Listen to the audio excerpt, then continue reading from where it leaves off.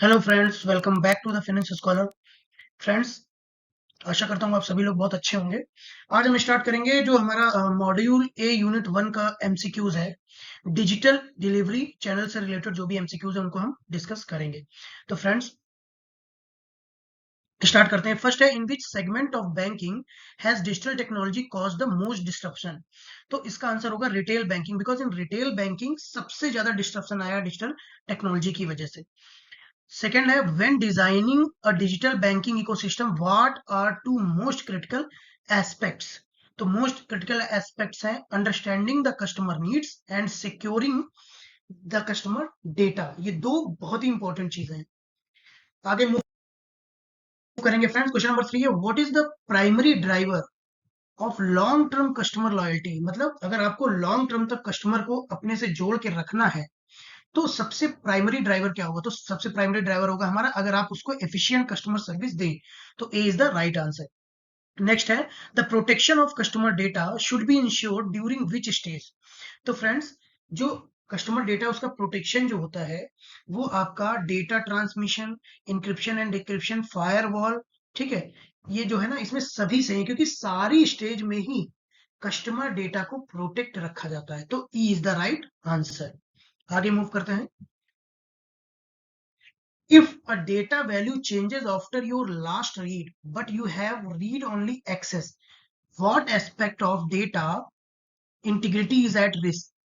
तो इस केस में क्या होगा, अगर डेटा की वैल्यू बार बार चेंज हो रही है, ठीक है, तो वो क्या होगा, उसकी कंसिस्टेंसी को रिस्क पे डालेगा। ठीक है, तो C is the right answer.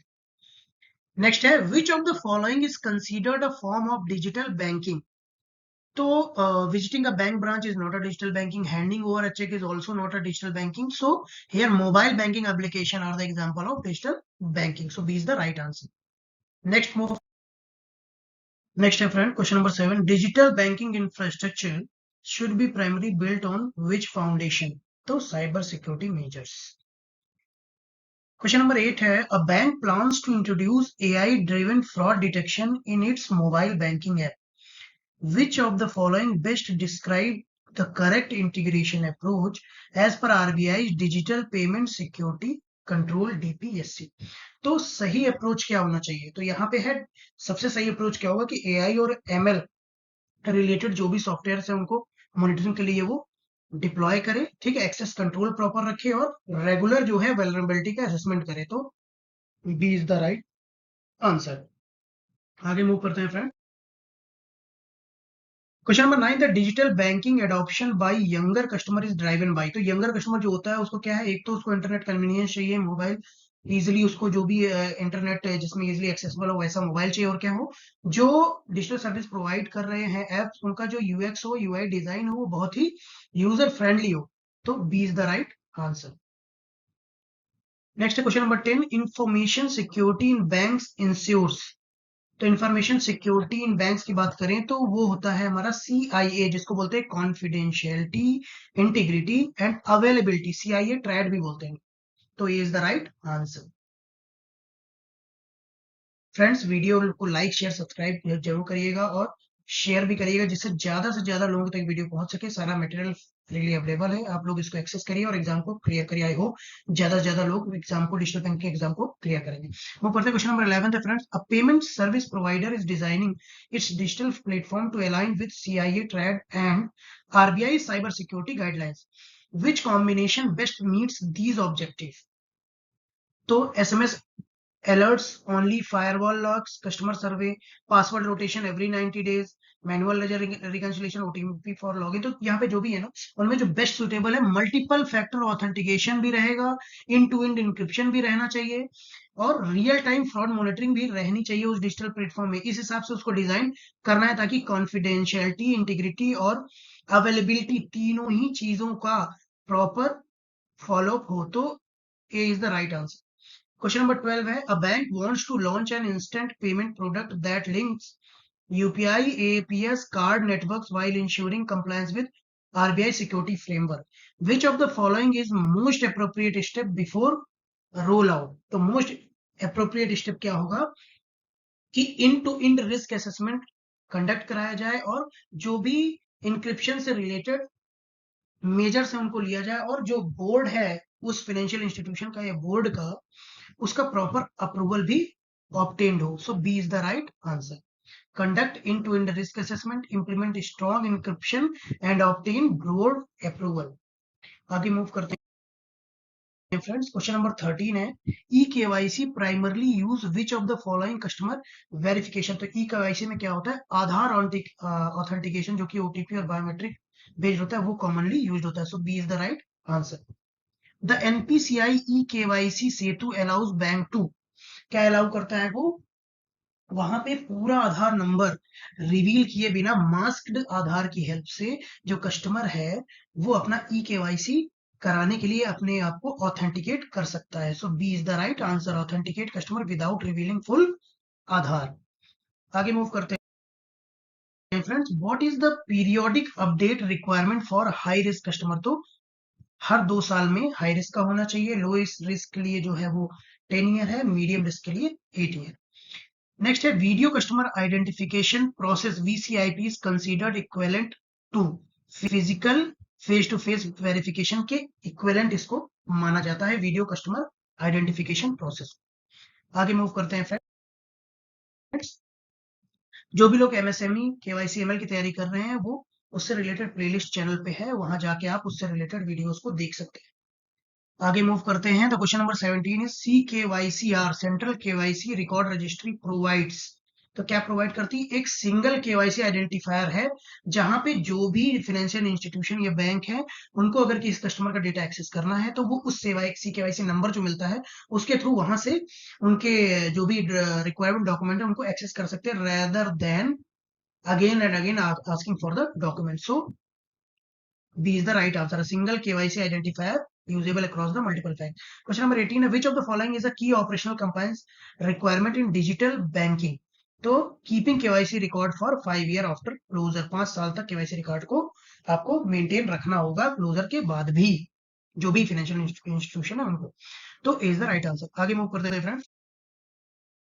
Question number 19. Small account holder under simplified due diligence can open an account with self-attested photo and signature. So B is the right answer. Next question number 20. Aadhaar enabled payment system is linked to. तो किससे link होता है, Aadhaar based authentication for transaction. So B is the right answer. आगे move करते हैं. Digital banking primarily refers to using computer based technology to deliver banking services electronically. तो जो भी कंप्यूटर बेस्ड टेक्नोलॉजी है उनका यूज करके बैंकिंग सर्विसेज को इलेक्ट्रॉनिकली डिलीवर किया जा सके, उसी को डिजिटल बैंकिंग बोलते हैं. So B is the right answer. Question number 22 है, which of the following is an alternate delivery channel. तो अल्टरनेट डिलीवरी चैनल की अगर यहाँ पे बात करें तो point of sale is the alternate delivery channel. आगे मूव करते हैं फ्रेंड. Question number 23 है, the main goal of digital banking is to provide speed, security and customer centric services. C is the right answer.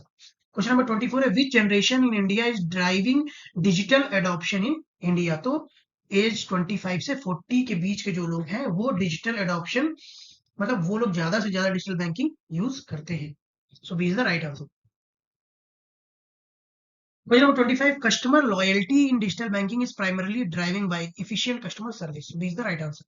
Question number 26, which digital banking channel is considered the cheapest per transaction. तो cheapest per transaction की बात करें तो digital channel use होता है, POS, mobile, internet banking, इनमें बहुत ही कम per transaction cost आता है. So C is the right answer.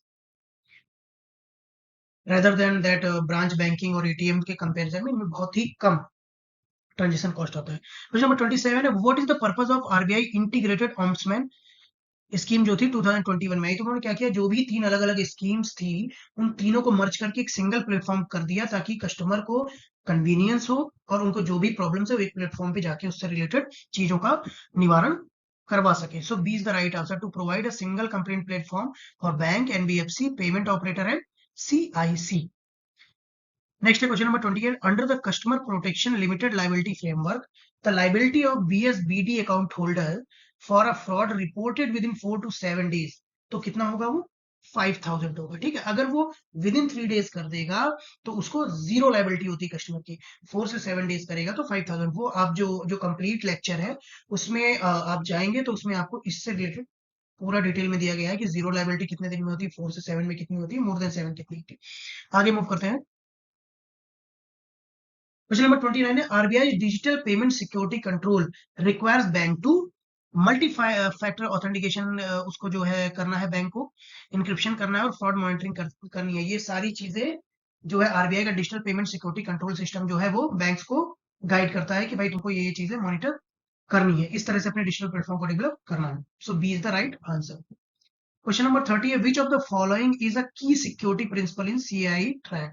तो दैट इज कॉन्फिडेंशियलिटी, मतलब जो भी चीजें या जो भी data related to the customer है वो कॉन्फिडेंशियल रहना चाहिए without authentication, that should not be accessible to any unauthorised user. So is the right answer. Next है question number 31 which of the following threats in human related is human related in digital banking। so that is fishing. ठीक है, तो fishing में क्या होता है, mails आते हैं, वो मेल्स पे जाके if you go and click those mails और you follow the instruction of those mail, you may be मतलब तुम लोग फंस जाओगे, जो भी फ्रॉडस्टर होते हैं उनके जाल में। तो ये एक तरह के स्पैम मेल्स होते हैं जो कि आपको फंसाने के लिए, आपकी जो भी पर्सनल इंफॉर्मेशन को लेने के लिए भेजे जाते हैं। आगे मूव करते हैं question number 20 VCIP video customer identification process is treated as equivalent to face onboarding. B is the right answer.